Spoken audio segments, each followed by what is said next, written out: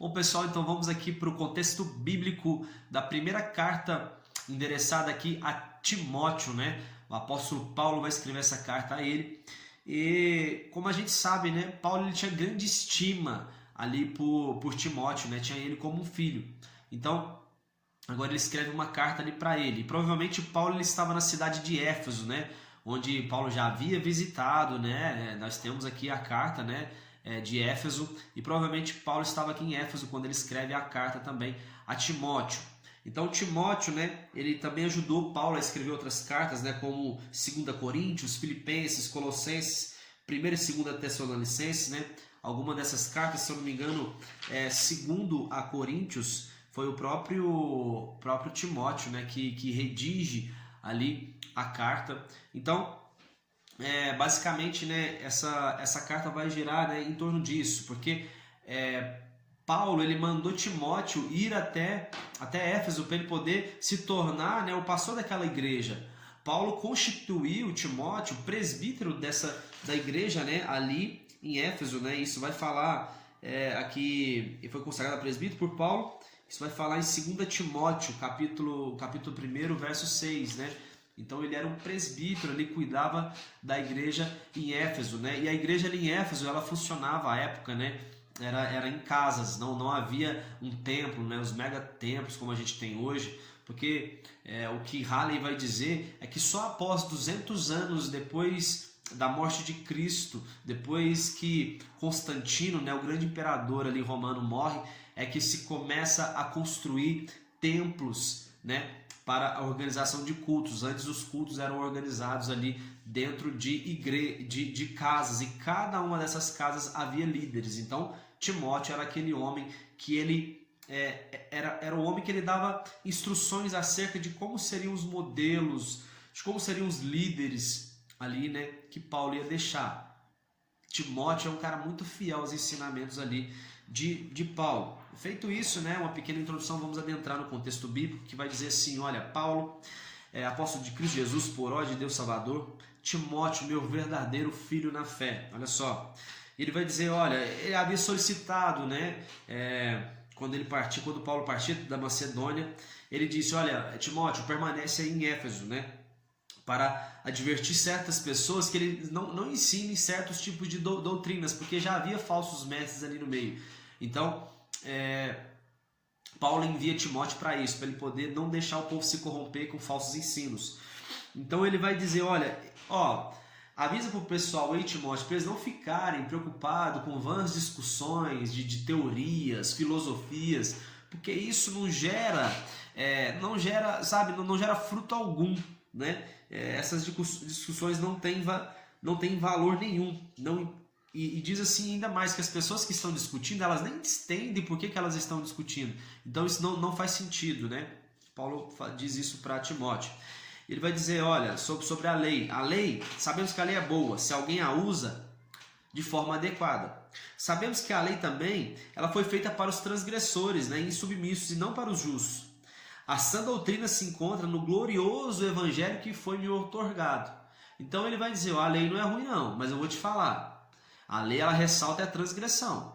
A questão que eu enfatizo aqui é acreditar nesse evangelho que eu estou pregando, porque esse é o evangelho genuíno, essa é a sã doutrina, essa é a boa nova. Cristo ele veio ao mundo para poder salvar pecadores, né? E ele vai dizer, ele veio para poder salvar pecadores, do qual eu sou o pior. Eu sou o pior pecador que Jesus salvou, mas pela sua graça, pelo teu amor, eu me tornei modelo agora, né, para aqueles que estão seguindo ao Senhor.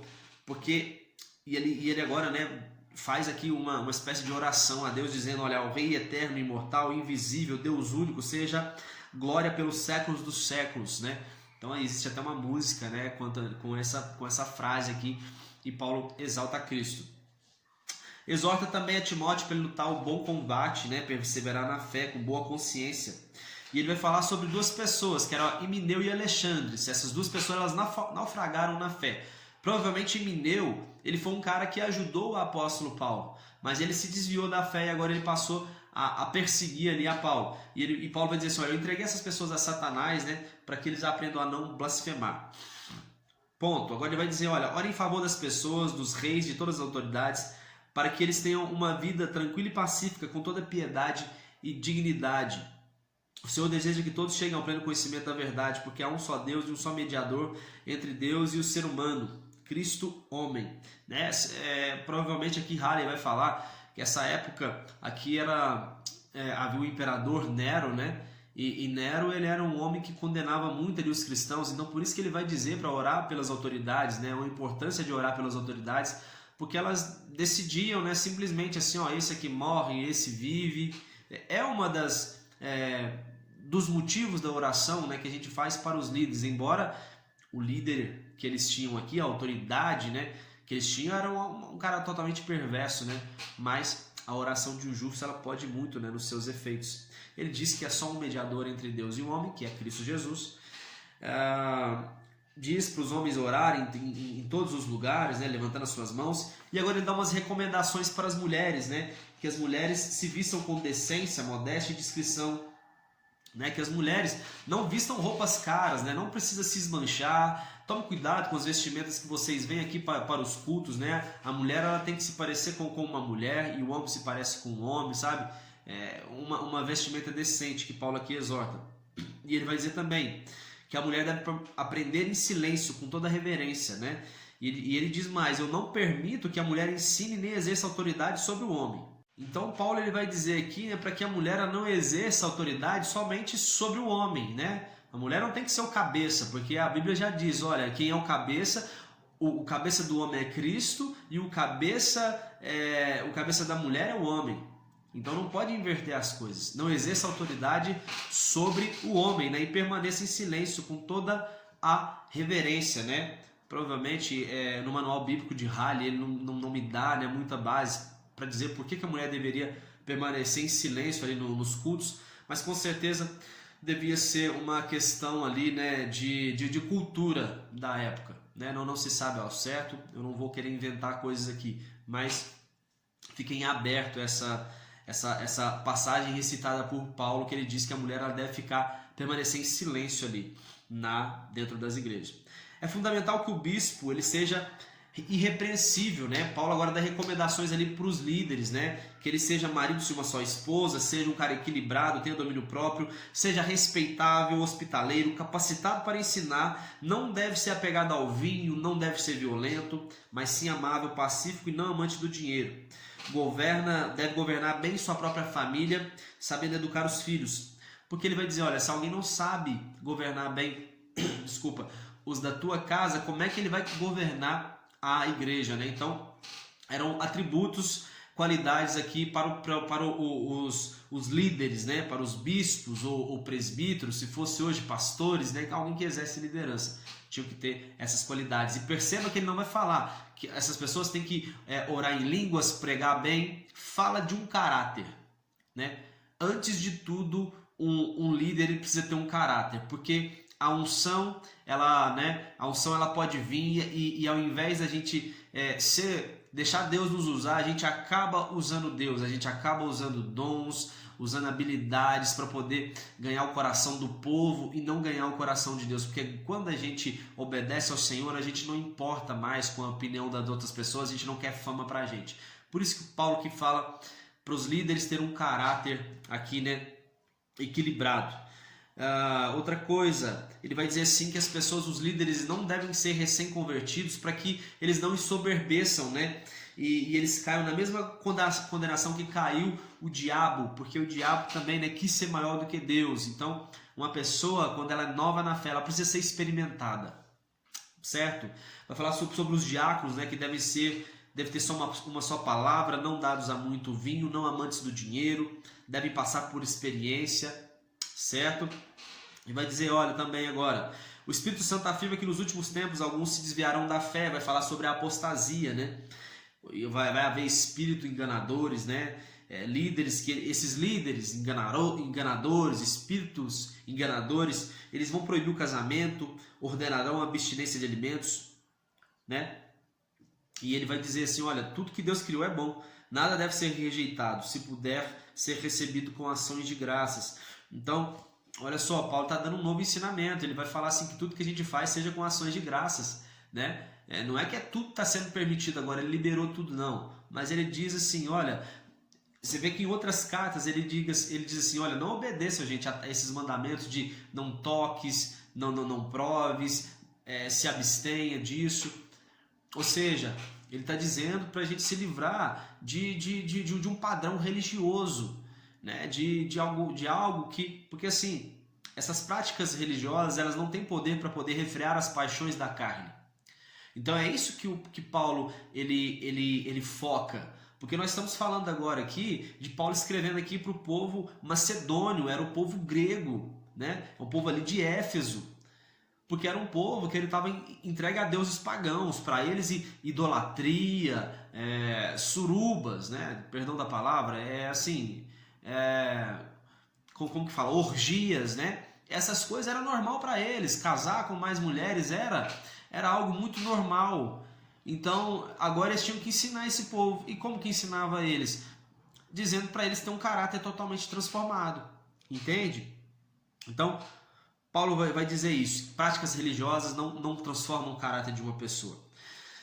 O exercício físico tem seu valor, no entanto, a piedade é proveitosa. Você, Timóteo, mesmo você sendo jovem, procura ser um exemplo, né? Seja um exemplo. E não menospreze o dom que há em ti, que foi outorgado por mensagem profética com imposição de mãos por parte dos presbíteros, né? Dedica-te plenamente ao cumprimento dessas responsabilidades para que todos possam testemunhar o seu progresso. Ou seja, Timóteo parecia estar fraco aqui na fé, né? Mas Paulo vai dizer, cara, fica firme de um modo que as pessoas vão dar um relatório para mim de como você está indo. As pessoas elas vão testemunhar sobre o seu progresso. E nossa vida cristã também é assim, as pessoas têm que dar, sabe? A gente não faz pelas pessoas, mas as pessoas têm que perceber uma mudança de vida em nós. Tem que olhar para nós e falar assim, cara, você é diferente, você mudou. É o nosso caráter precisa ser mudado. Não repreenda o idoso com aspereza, aos jovens repreenda com pureza, trata com toda atenção as viúvas que de fato são necessitadas de ajuda, né? E nesse meio ele vai dizer assim, olha, cuida da tua própria família, porque quem não cuida dos teus, da tua própria família, esse negou a fé e é pior do que um descrente. Então Paulo você vê que ele vai apontar tudo assim, não para dentro da igreja, do convívio que eles faziam ali em igreja, mas, né, apontava para eles poderem ser pessoas melhores dentro de suas casas e para eles serem pessoas melhores e não querer ser melhor para o povo, porque a Bíblia diz, ama a ti mesmo, ama o próximo como a ti mesmo. Então se você não se ama, se você não ama, né, as pessoas que estão mais próximas ainda de você, porque quem é o mais próximo que está próximo de você? Não é seu pai, sua mãe, sua esposa, seus filhos? Então para esse próximo a gente tem que ser bom, certo?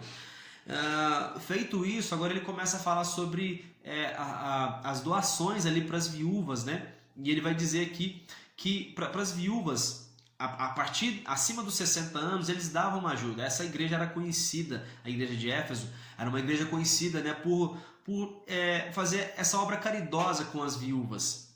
E era algo que Jesus já tinha deixado para o povo dele fazer, cuidar dos órfãos, das viúvas e dos pobres. Então eles cuidavam das viúvas, só que havia critério. A viúva que ela tinha 60 anos, ela precisava ser uma pessoa que ela tinha que ter um bom testemunho. Ela tinha que ter cuidado bem do seu marido, né? Ela tinha que ter sido esposa de um só marido. Ela tinha que ter criado bem os filhos, exercido hospitalidade, lavou os pés dos santos, que são as pessoas... Lavou os pés dos santos é acolher aquelas pessoas nas suas casas, cuidar bem dos homens de Deus, né? Socorrer os atribulados. Porque se essa mulher se inclui, ela tem essas qualidades, então você pode ajudar essa mulher. Caso contrário, não. E ele vai falar mais ainda que as viúvas jovens, né, não ajudem essas mulheres. Porque o que acontece? Essas mulheres, ela fala para não incluir essas jovens viúvas, porque as paixões sensuais as afastam de Cristo. E que o que mais? Elas ficam ociosas, não têm trabalhos.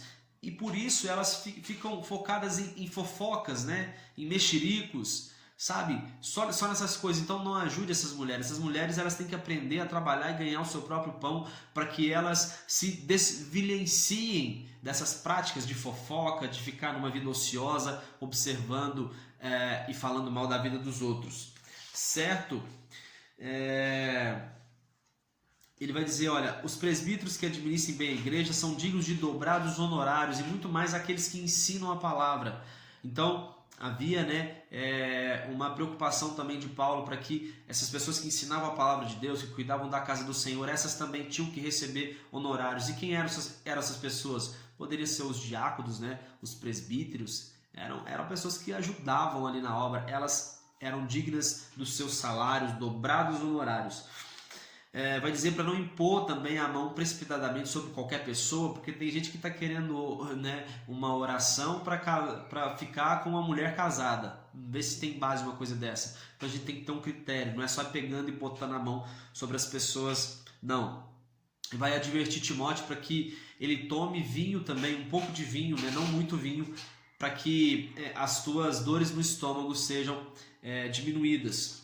Ele vai dizer, olha, que o escravo, né, ou o trabalhador, ele vem a honrar o seu patrão, e principalmente se for um patrão crente. Se for um patrão crente, não é para você pensar assim, agora eu vou ficar mais de boa, porque a gente tem a mesma fé, né? Não é possível que ele não vai pegar leve comigo. Paulo vai advertir, olha, se o patrão for crente, aí que você honre mais ele ainda. Se você já honraria o seu patrão que é um ímpio, então honre mais ainda o patrão crente. E ele vai dizer, olha, se alguém ensina falsa doutrina e não concorda com a sã doutrina de nosso Senhor Jesus Cristo e com a teologia que é a segunda piedade, esse é arrogante e nada compreende. Vai dizer que essas pessoas, né, elas brotam no coração delas ali difamações, brigas, elas têm na mente corrompida. E elas imaginam que essa piedade, isso que eles estavam fazendo, né, de ajudar os pobres, era uma fonte de riqueza. Porque você vai ver em outras cartas Paulo dizendo que ele abria mão de receber salários, né, porque ele era digno disso, mas ele abria mão porque muitas pessoas estavam querendo fazer da fé um comércio, estavam querendo fazer do seu próprio negócio, né, da sua a pregação itinerante, o seu próprio negócio. E não é assim. Não é assim. Paulo ele foi taxativo nisso. De graça a gente recebe e de graça a gente entrega. Certo? O amor ao dinheiro ele é a raiz de todos os males. E para finalizar ele vai dizer, olha, combate a boa batalha da fé, toma posse da vida eterna para a qual você foi convocado. Nós fomos convocados para a vida eterna.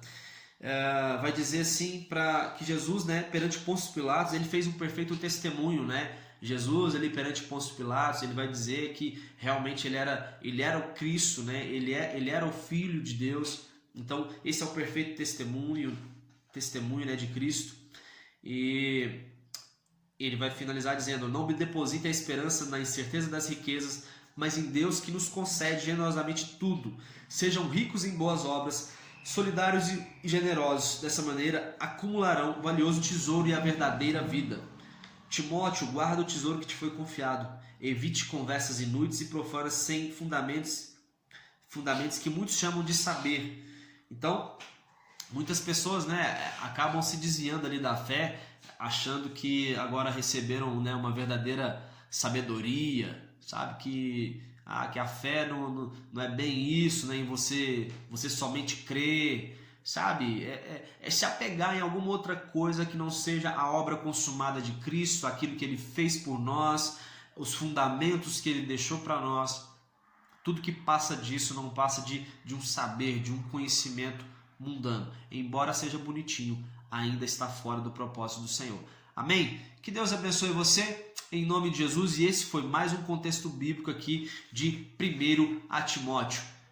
Fiquem todos com Deus, um abraço e até mais.